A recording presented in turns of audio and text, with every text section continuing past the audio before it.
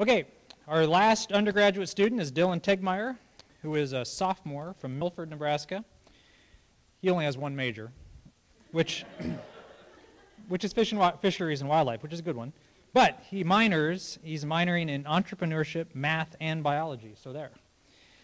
His advisor is Dennis Ferraro.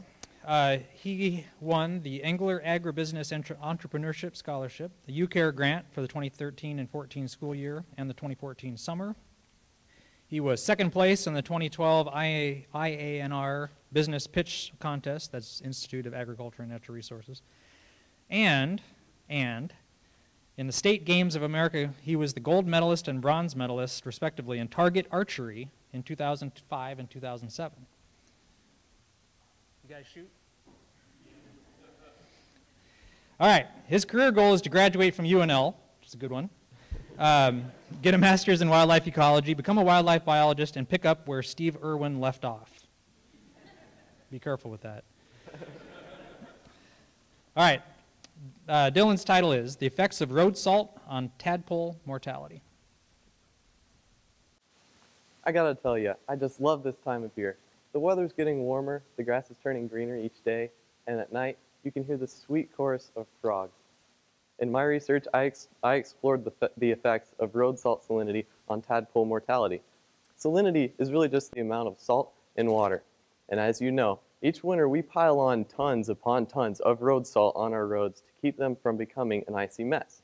But in the springtime, when all the snow melts and the rain comes and washes all the salt off the roads, it ends up in our lakes and streams and changes the water chemistry, and this could have an adverse effect on our local amphibian populations. But why should we care if our amphibians experience a slight increase in salinity? Well, I'll tell you why.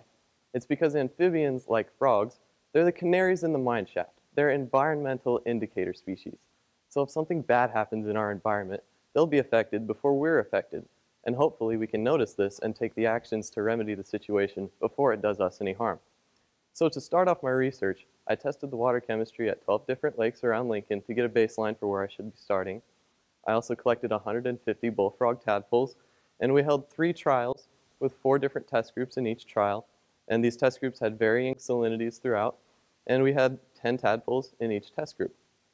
Now, I've just completed the 3rd and final trial a couple weeks ago and found that only in the 8% salinity test group we had 100% fatality. Now, keep in mind, seawater is 3.5% salinity. These invasive bullfrog tadpoles are extremely resistant to changes in salinity. This summer, I'll be testing a native toad tadpole in the same experiment, and here's my hypothesis. Since the invasive bullfrog occurs throughout the world in many different saline environments, they could be evolutionarily much more resistant to the changes in salinity, whereas our native species might be a lot more sensitive.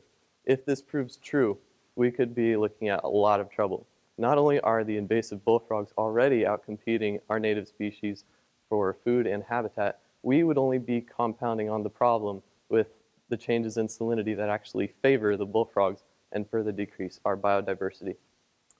So as I go home at night, I love to fall asleep with the window open because I get to listen to that beautiful chorus of frogs telling me that our environment is okay. And I hope that research like mine can allow the future generations to do just the same. Thank you.